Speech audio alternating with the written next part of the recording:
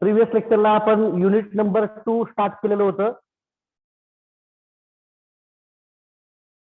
होती double field revolving theory.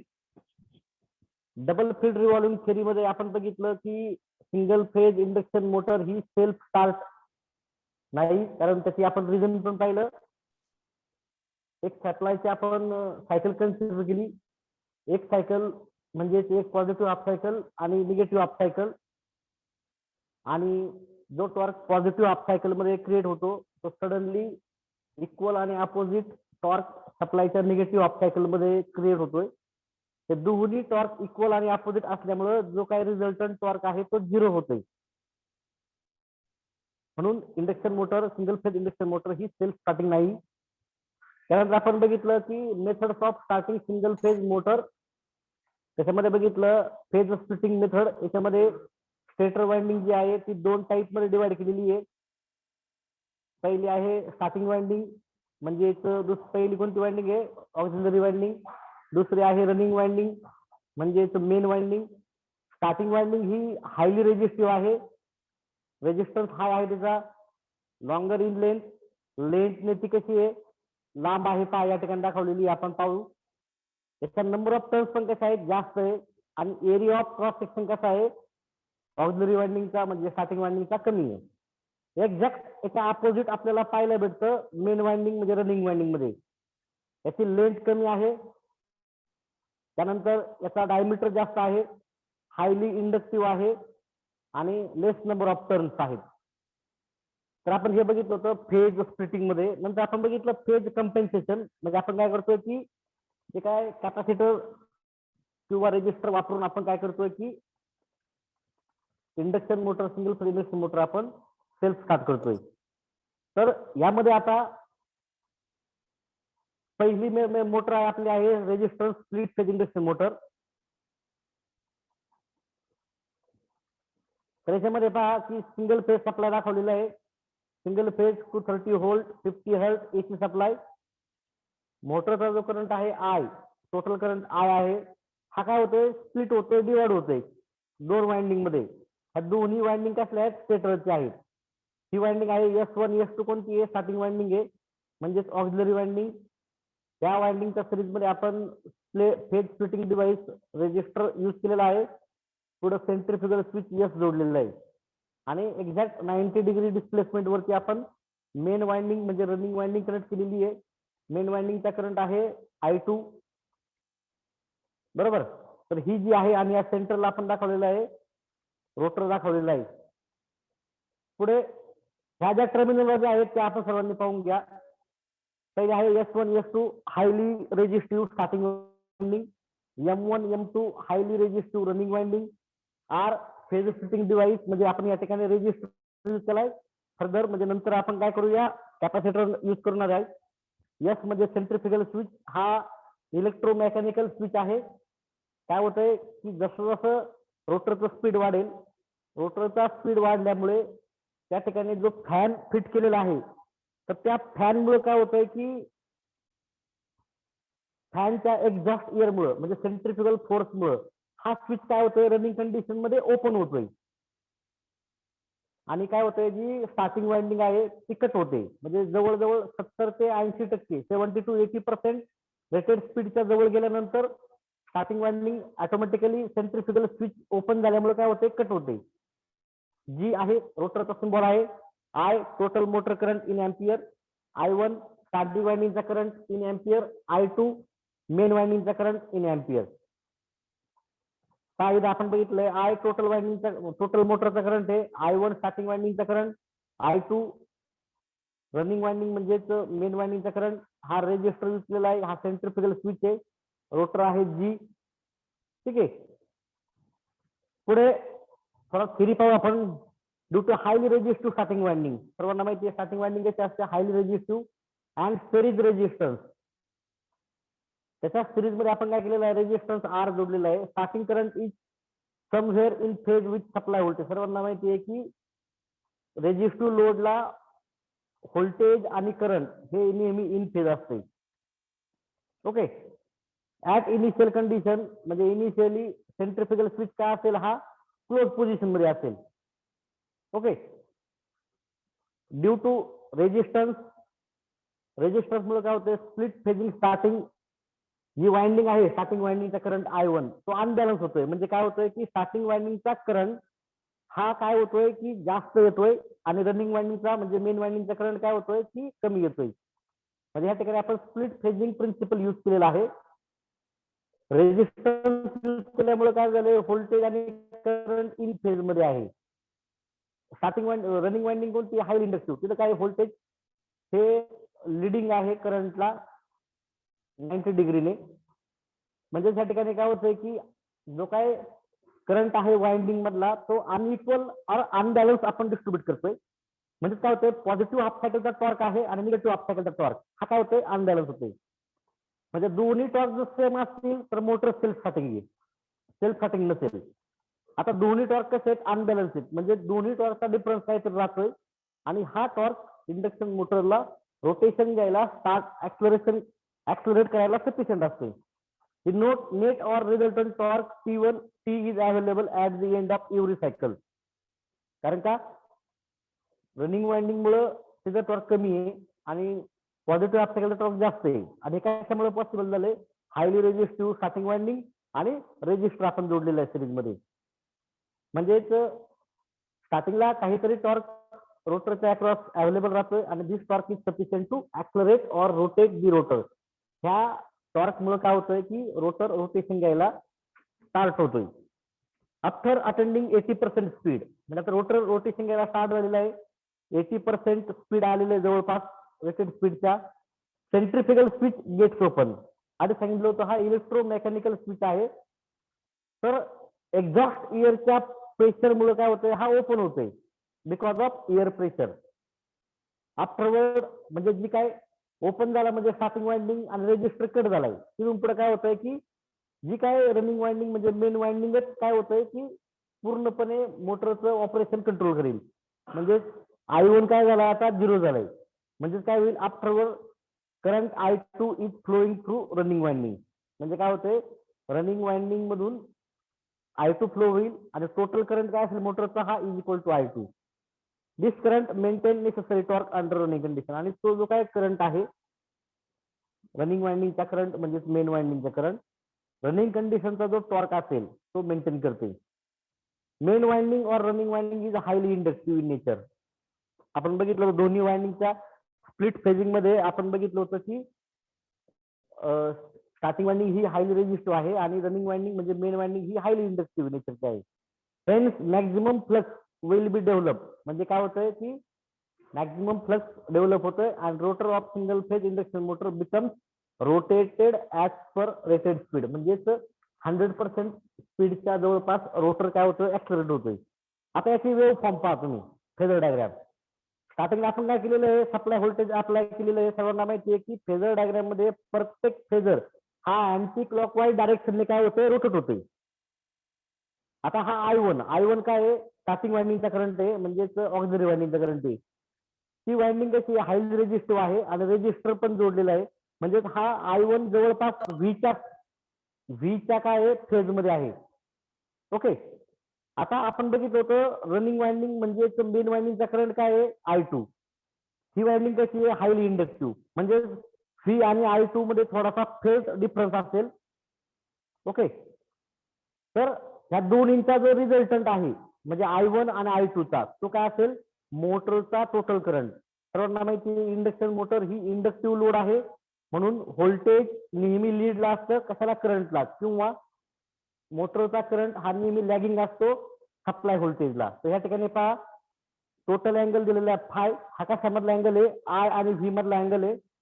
I1 आणि V मधला अँगल आहे φ1 आणि I2 आणि जो काय आहे I1 मधला अँगल आहे φ2. ठीक आहे. पुढे आता टॉर्क स्लिप कॅरेक्टरिस्टिक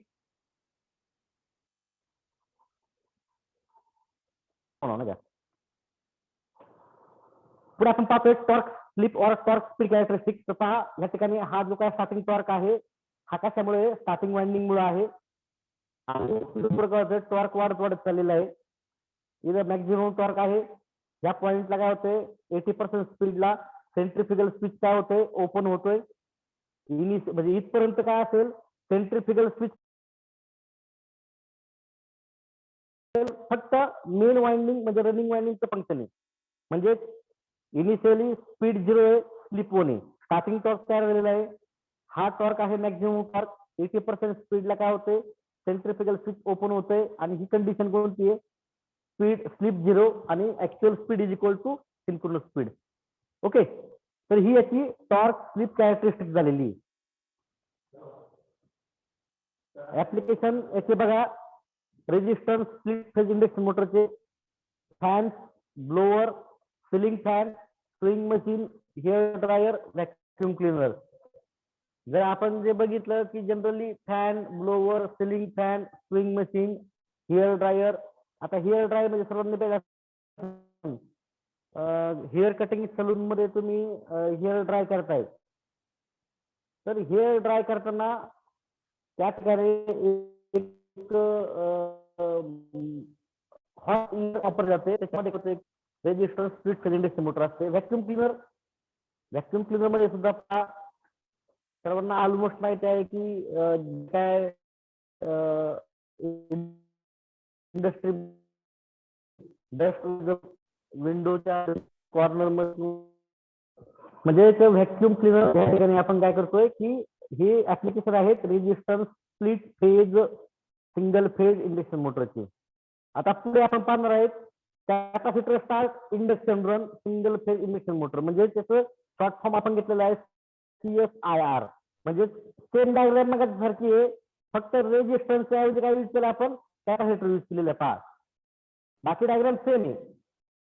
मग ती रेजिस्टन्स स्प्लिट मध्ये काय झालंय की आपण रेजिस्टर यूज केला होता, आता या ठिकाणी काय केलंय, कॅपॅसिटर यूज केलेला आहे. S1 S2 स्टार्टिंग वाइंडिंग आहे, M1 M2 कोणती वाइंडिंग आहे, मेन वाइंडिंग और रनिंग वाइंडिंग. I मोटरचा करंट आहे, टोटल करंट. I1 स्टार्टिंग वाइंडिंगचा करंट आहे, I2 रनिंग वाइंडिंगचा करंट आहे. C कॅपॅसिटर म्हणजे फेज स्प्लिटिंग ड्यूट आहे, सेंट्रिफ्युगल स्विच S आहे आणि G आहे. म्हणजे कॅपॅसिटर स्टार्ट म्हणजे कॅपॅसिटरचा यूज या ठिकाणी ओनली स्टार्टिंग पर्पज साठी होतोय. नंतर काय होतंय की फक्त current I equal to I2 म्हणजे हा पाथ फिट होतो. पहा म्हणजे ह्या पाथ मधून ओपन झाल्यानंतर काय होतं, करंट फ्लो होणार नाही.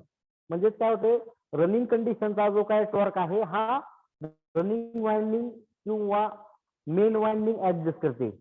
म्हणजे याच्या नावामध्ये पहा कॅपॅसिटर स्टार्ट इंडक्शन रन म्हणजे CSIR इंडक्शन मोटर. परत याचे एका टर्मिनॉलॉजी आहे. S1 S2 काय आहे, स्टार्टिंग वाइंडिंग और ऑक्सिलरी वाइंडिंग. M1 M2 काय, रनिंग वाइंडिंग और मेन वाइंडिंग. C या ठिकाणी आपण रेजिस्टर यूज केला होता रेजिस्टन्स स्प्लिट फेज मध्ये. आता ह्या ठिकाणी डिव्हाइस चेंज केलंय, कोणतं यूज केलेलं आहे, डिव्हाइस कॅपॅसिटर यूज केलेलं आहे. यस आपण सेंट्रिफ्युगल स्विच म्हणजे हा इलेक्ट्रोमेकॅनिकल स्विच आहे. जी म्हणजे काय, हा रोटर आहे. I total current in ampere, हा या ठिकाणी I दाखवलेला आहे. I1 काय आहे, स्टार्टिंग वाइंडिंगचा करंट. I2 काय आहे, रनिंग वाइंडिंगचा current. I total current in ampere, I1 starting winding और ऑक्सिलरी वाइंडिंगचा current in ampere. I2 running वाइंडिंगचा करंट किंवा करंट एम्पियर. तर ही जी आहे ती कोणती आहे, की कॅपॅसिटर स्टार्ट इंडक्शन म्हणजे CSIR इंडक्शन मोटरच्या टर्मिनॉलॉजी आहेत. पुढे याचा थिअरी पाहूया आपण. पहिला point, figure shows that circuit diagram of CSIR single phase induction motor. म्हणजे capacitor start induction run single phase induction मोटरची डायग्राम आपण पाहिली, त्याच्या टर्म्स आपण डिस्क्राईब केल्या. In this motor capacitor is use for A phase. Initially capacitor काय होईल, discharge होईल. म्हणजे स्टार्टिंग वाइंडिंगचा करंट जास्त येईल, टॉर्क पण जास्त येईल. ओके, म्हणजे आपण काय करतोय की हे डिव्हाइस यूज करून दोन ज्या सायकल आहेत, पॉझिटिव्ह हाफ सायकल आणि निगेटिव्ह हाफ सायकल, त्या दोन्ही हाफ सायकलचा जो काय करंट, फ्लक्स आणि टॉर्क हा कमी जास्त क्रिएट करतोय. आणि ह्यामुळे काय होतंय की जो काय टॉर्क आहे ऍट द एंड सायकल काय आहे, T is equal to T1 minus T2. म्हणजे या ठिकाणी T1 आपण जास्त क्रिएट करतोय मुद्दाम म्हणून, जेणेकरून आपल्याला स्टार्टिंगला टॉर्क काहीतरी अवेलेबल राहील आणि इंडक्शन मोटर सेल्फ स्टार्ट होईल. Compensation and stator winding is divided into two parts for phase splitting. Hence, this motor is known as a capacitor split phase induction motor. त्या ठिकाणी काय केलेलं आहे, कॅपॅसिटर यूज केलेला आहे आणि स्प्लिट फेजिंगचा प्रिन्सिपल यूज केलेला आहे. स्प्लिट फेजिंग मध्ये काय करतो आपण, स्टेटर वाइंडिंग काय करतोय, दोन ठिकाणी आपण यूज केलेली आहे. म्हणजे एक पहिले स्टार्टिंग वाइंडिंग और रनिंग कोणती ऑक्झिलरी वाइंडिंग, दुसरी आहे मेन वाइंडिंग और रनिंग वाइंडिंग. म्हणजे ती कॅपॅसिटर यूज करून स्प्लिट फेजिंगचा प्रिन्सिपल वापरलेला आहे. म्हणून आपण याला म्हटलेलं आहे capacitor split phase induction motor. आता M1 M2 काय आहे, मेन वाइंडिंग और running winding. It is highly inductive और लो रेजिस्टिव्ह. इंडक्टिव्ह जास्त आहे म्हणजे लो रेजिस्टिव्ह. S1 S2 काय आहे, स्टार्टिंग वाइंडिंग और auxiliary winding. It is highly resistive म्हणजे कशी आहे, लो इंडक्टिव्ह आहे. ह्या दोन वाइंडिंग आपण केलेले आहेत म्हणून त्याला आपण म्हटलंय कॅपॅसिटर स्प्लिट इंडक्शन मोटर म्हटलेलं आहे. At the instant of switching on, म्हणजे आपण ज्यावेळेस ऑन करतोय supply starting voltage. Capacitor use केल्यामुळे काय होतं की स्टार्टिंग वाइंडिंगचा करंट हा नेहमी लिडिंगला असणार, कशाला, सप्लाय व्होल्टेजला. This is because of capacitor and winding nature. Capacitor आपण यूज केल्यानंतर the motor start to rotate and continuously accelerate. मोटरचा जो रोटर आहे तो स्टार्ट होतो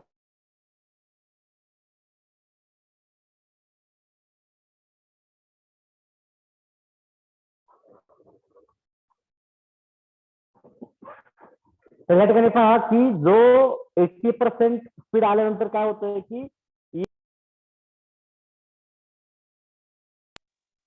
ओके, आणि कॅपॅसिटर आणि स्टार्टिंग वाइंडिंग काय होते, सप्लाय मधून कट होते. आणि तिथून पुढे काय होतंय, फक्त मेन वाइंडिंगचा रोल चालू होतोय आणि इंडक्शन प्रिन्सिपल वरती इंडक्शन मोटर रन होते. म्हणजे पहा, when every 80% of rated speed gather, म्हणजे रेटेड स्पीडचा 80% आल्यानंतर ड्यू टू एअर प्रेशर काय होते, स्पीड वाढलंय, फॅन मुळे काय होतंय की सेंट्रिफ्युगल स्विच काय होतोय, ओपन होतोय आणि starting winding along with capacitor cut होते सप्लाय पासून from the stator circuit onward. म्हणजे इथून पुढे काय होते, only running winding M1 M2 maintain continuous rotation of motor according to induction principle. Therefore, this motor is mainly identified as capacitor start and induction run motor. म्हणजे starting याचं कॅपॅसिटरने होतंय आणि running याचं कशामुळे होतंय की हायली इंडक्टिव्ह रनिंग वाइंडिंग और main winding मुळे होतं. म्हणून हिला म्हणतो आपण कॅपॅसिटर स्टार्ट और इंडक्शन रन म्हणतोय आपण. ठीक आहे. आता याची टॉर्क स्लिप कॅरेक्टरिस्टिक्स पहा. स्टार्टिंगचा टॉर्क थोडासा आपल्याला मॉडरेट दिसेल, मीडियम दिसेल आणि टॉर्क स्लिप कॅरेक्टरिस्टिक्स आहे. रेजिस्टन्स स्प्लिट फेजचा टॉर्क थोडासा जास्त होता, याचा थोडासा मॉडरेट आहे. ही कंडिशन कोणती आहे, टी मॅक्सची आहे. या ठिकाणी काय होतंय की सेंट्रिफ्युगल स्विच जो आहे तो ओपन होतोय 80% रेटेड स्पीडला आणि इथून पुढे काय होतंय की जी काय स्टार्टिंग वाइंडिंग आहे ती कट होते आणि मेन वाइंडिंग ची तिथून पुढे ऑपरेट होते. इथून पुढे इथपर्यंत काय होतंय की स्टार्टिंग वाइंडिंगचा रोल आहे पहा.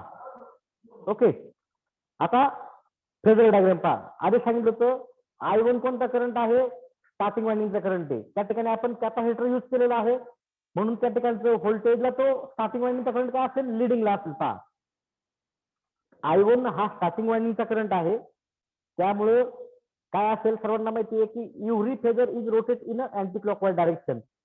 म्हणजे या ठिकाणी स्टार्टिंग वाइंडिंगचा करंट म्हणजे I1 कॅपॅसिटर त्या ठिकाणी सिरीज मध्ये यूज केलेला आहे, तो लिडिंगला असेल, कशाला, सप्लाय व्होल्टेजला.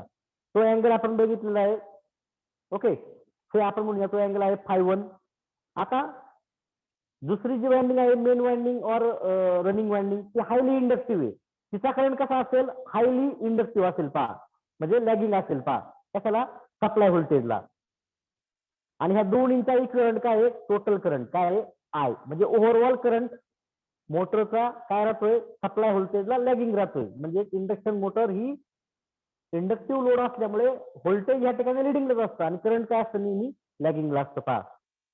याचं ऍप्लिकेशन पहा पुन्हा, fans, ceiling fans, mixer, grinder, blender, blower, compressor. जर आपण बघितलं आपल्या घरातला सिलिंग फॅन, टेबल फॅन, त्यानंतर किचन मधला मिक्सर पाहिला, ग्राइंडर पाहिला, ब्लेंडर्स म्हणजे पहा ज्यावेळेस आपण दह्यापासून लोणी काढतो, जसं आपण पुढे तूप बनवण्यासाठी उपयोग करतो त्या ठिकाणी ब्लेंडर वापरला जातो.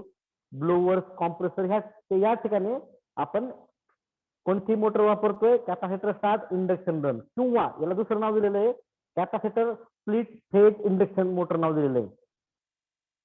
तिसरी मोटर आहे कॅपॅसिटर स्टार्ट कॅपॅसिटर रन, म्हणजे स्टार्टिंगला पण कॅपॅसिटर आहे आणि रनिंगला पण कॅपॅसिटर आहे पहा. म्हणजे कोणती आहे, CSCR. CSCR ही capacitor start capacitor run single phase induction motor आहे पहा. डायग्राम पहा सर्वांनी एकदा. म्हणजे ज्या ठिकाणी जो काय आहे दोन कॅपॅसिटर पॅरलल मध्ये यूज केलेले आहेत, C1 C2 सेंट्रिफ्युगल स्विच आपण यूज केलेला आहे. ओके, इनिशियली काय असतोय की स्विच सर्वांना माहिती आहे क्लोज असतोय, म्हणजे स्टार्टिंग होईल C1 C2 मुळे होईल, रनिंग मध्ये काय होईल, स्विच ओपन होईल म्हणजे हा S आणि C2 कट होईल आणि C1 हा सर्किट मध्ये राहतोय पहा. म्हणजे रनिंग मध्ये एवढा पार्ट कट होईल, पण करंट काय होतंय C1 म्हणून पास होते पहा. म्हणजे स्टार्टिंगला पण कॅपॅसिटर लागतोय आणि रनिंगला पण कॅपॅसिटर लागतोय. स्टार्टिंगला C1 C2 आहे आणि रनिंगला काय आहे C1 आहे ओनली. म्हणजे ह्या मोटरचा ऍडव्हान्टेज असा आहे की जो काय स्टार्टिंग आणि रनिंग टॉर्क हा capacitor start capacitor run induction मोटरचा हा हाय आपल्याला पाहायला मिळतोय. ओके, तर ह्या ठिकाणी पहा बाकी डायग्राम सेम आहे, फक्त मॉडिफिकेशन इथे केलेले पहा. ओके, दोन्ही वायंडिंग दाखवल्यात. फेज न्यूट्रल आहे, single phase two 30 volt 50 hertz AC supply. Total current I आहे. I1 starting winding, S1 S2 चा करंट आहे. I2 रनिंग वायंडिंग म्हणजे मेन वायंडिंग M1 M2 चा करंट आहे. G रोटर आहे. C1 C2 कॅपॅसिटर यूज केलेले आहेत. Phase splitting device. S centrifugal switch आहे. त्याच्यापैकी स्टार्टिंग कॅपॅसिटर कोणता आहे, C1 C2 दोन्ही पण आहे. रनिंग कोणता आहे, ओनली C1 हा रनिंग आहे, कारण ज्यावेळेस स्पीड गॅदर होईल हा स्विच काय होईल, ओपन होईल, म्हणजे हे सर्किट काय होईल, कट होईल. म्हणजे रनिंग मध्ये सुद्धा कोणता कॅपॅसिटर राहतोय मोटर मध्ये, C1 हा राहतोय. ओके,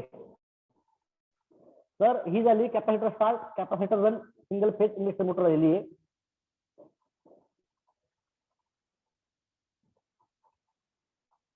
त्या ठिकाणी पहा S1 S2 starting winding, M1 M2 कोणती आहे, मेन वाइंडिंग. C1 काय आहे, जो काय आहे कॅपॅसिटर आहे स्टार्टिंग प्लस रनिंगचा. C2 काय आहे, ऑक्झिलरी कॅपॅसिटर, हा मेन कॅपॅसिटर आहे, मेक नाही मेन कॅपॅसिटर. C1 काय आहे, मेन कॅपॅसिटर. C2 काय, ऑक्झिलरी कॅपॅसिटर, म्हणजे फक्त तो स्टार्टिंगला यूज केलेला आहे. G काय आहे, रोटर. I काय आहे, total current in ampere. I1 आहे करंट फ्लोइंग ऑक्झिलरी वाइंडिंग, म्हणजेच S1 S2 मधला करंट. I2 काय current flowing in main winding, म्हणजे M1 M2 in ampere. S काय आहे, सेंट्रिफ्युगल स्विच आहे. तर प्रत्येक डायग्रामच्या खाली ही टर्मिनॉलॉजी लिहिणं गरजेचं आहे, लक्षात घ्या. प्रत्येक डायग्रामच्या खाली C1 काय आहे, मेन कॅपॅसिटर आहे. C2 काय आहे, ऑक्झिलरी कॅपॅसिटर आहे. आलं लक्षात. ऑक्झिलरी म्हणजे काय, हा स्टार्टिंग प्लस रनिंग, म्हणजे दोन्ही कंडिशन मध्ये आपण यूज केलेला आहे. प्रत्येक डायग्रामच्या खाली ह्या टर्मिनॉलॉजी लिहिणं अपेक्षित आहे, जेणेकरून तुमचे फुल वेटेजचे चान्सेस जास्त असतात. आता याची पहा टॉर्क स्लिप कॅरेक्टरिस्टिक. सर्वांना दिसतंय की टॉर्क काय होतोय, स्टार्टिंगला जास्त भेटतोय आणि रनिंगला पण टॉर्क जास्त भेटतोय. पहा या ठिकाणी काय होतंय, 80% स्पीडला सेंट्रिफ्युगल स्विच ओपन होतोय आणि C2 काय होतोय, कट होतोय. म्हणजे दोन कॅपॅसिटर यूज केल्यामुळे आपल्याला स्टार्टिंग आणि रनिंग जो टॉर्क आहे हा हाय भेटतो. पहा फेजर डायग्राम पहा, जो कॅपॅसिटर कशाच्या अक्रॉस जोडलेले आपण, स्टार्टिंग वाइंडिंगचा. करंट काय त्याचा I1, हा नेहमी काय असतो, लिडिंगला असतो, कशाच्या, सप्लाय व्होल्टेजचा. दुसरी वाइंडिंग कोणती आहे, इंडक्टिव्ह वाइंडिंग आहे. कोणती, main winding were running winding. तर ती काय असते, I2 हायली इंडक्टिव्ह. दोन्हींचा इक्विव्हॅलंट काय आहे, करंट I, आणि हा somewhere lagging to supply voltage. ठीक आहे, म्हणजे V आणि I1 मधला अँगल आहे ∅1. त्यानंतर जो आहे आय आणि I2 मधला अँगल आहे φ2 आणि हा जो अँगल आहे व्ही आणि आय मधला अँगल आहे फाय. ओके, याची थिअरी पहा. Due to highly resistive starting winding and phase compensating element, म्हणजे resisting starting winding highly resistive आणि फेज कंपेन्सेटिंग एलिमेंट कोणते वापरले आपण, कॅपॅसिटर C1 आणि C2 वाढलेले. त्यामुळे स्टार्टिंग वाइंडिंगचा करंट I1 हा काय असतो, लिडिंग टू सप्लाय व्होल्टेज. हा करंट लिडिंग काय आहे, स्टार्टिंग वाइंडिंग ही हायली रेजिस्टिव्ह आहे आणि त्या ठिकाणी आपण दोन कॅपॅसिटर यूज केलेले C1 C2, म्हणून हा करंट काय आहे, सप्लाय व्होल्टेजला लिडिंगला आहे.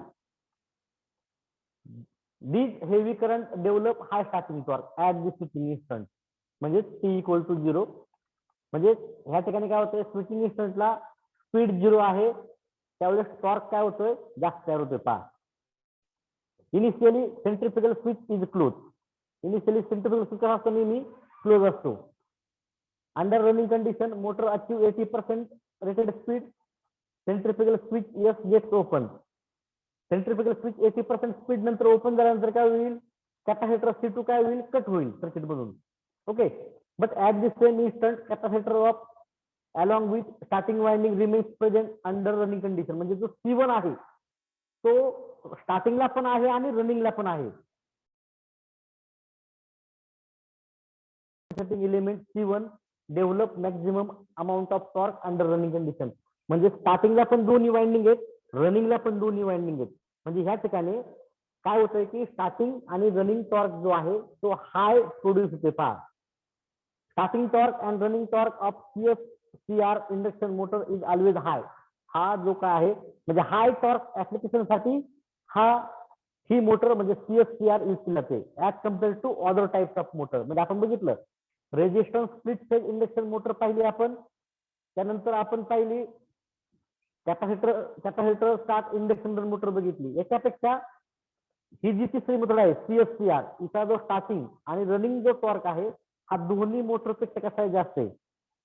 80% स्पीड नंतर काय होतंय की मोटर रेटेड स्पीड अचीव करते. पहा, ऍप्लिकेशन काय याचं, AC म्हणजे एअर कंडिशनर, रेफ्रिजरेटर जर बघितलं तुम्ही रेफ्रिजरेटरला तर त्या ठिकाणी सुद्धा capacitor start capacitor run induction motor use केलेली आहे.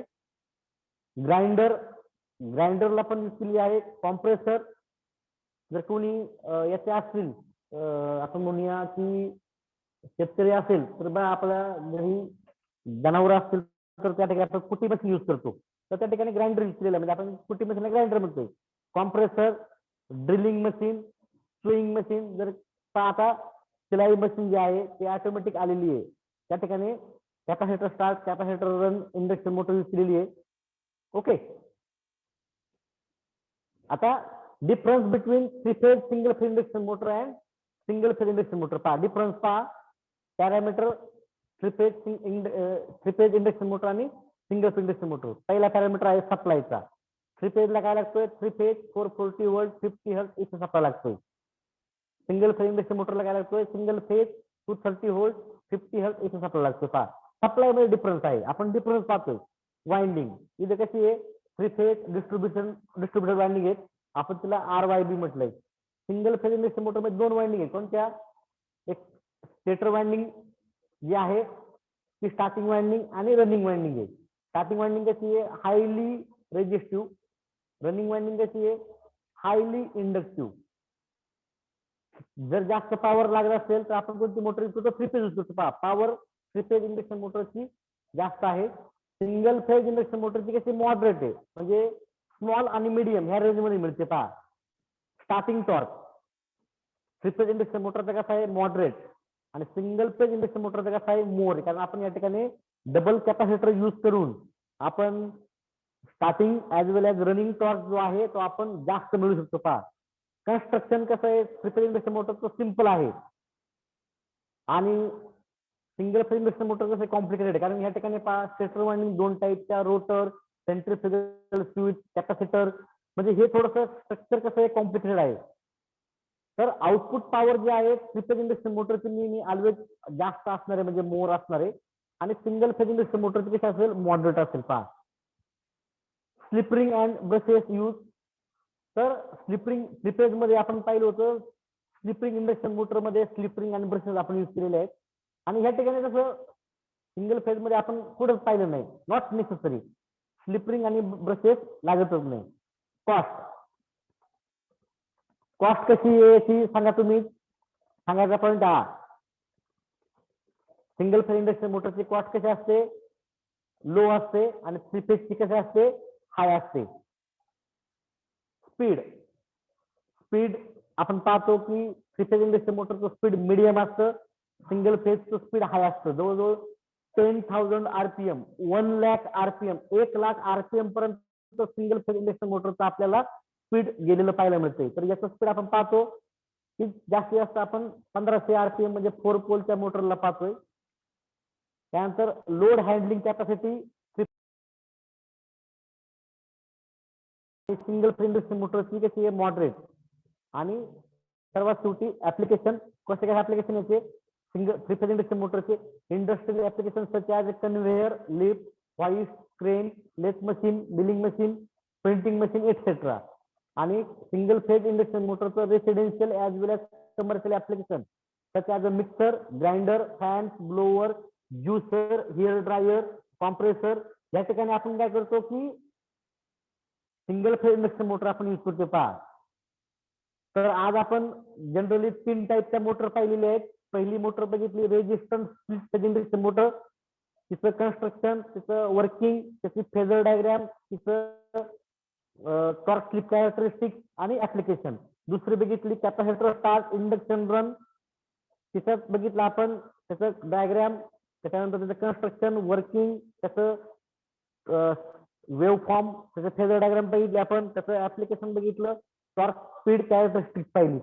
तिसरी बघितली आपण कॅपॅसिटर स्टार्ट, कॅपॅसिटर रन म्हणजे CSCR म्हणजे हाय स्टार्टिंग टॉर्क साठी, हाय रनिंग टॉर्क साठी आपण ती वापरतो. तर तिचं आपण कन्स्ट्रक्शन, वर्किंग, त्याच्यानंतर torque speed, torque slip characteristics पाहिली. त्यानंतर तिचं आपण फेजर डायग्राम पाहिली, ऍप्लिकेशन पाहिलं, आणि सर्वात शेवटी आपण बघितलं comparison between three phase induction motor and single phase induction motor. थांबू आपण या ठिकाणी, काय डाऊट असेल तर विचारून घ्या.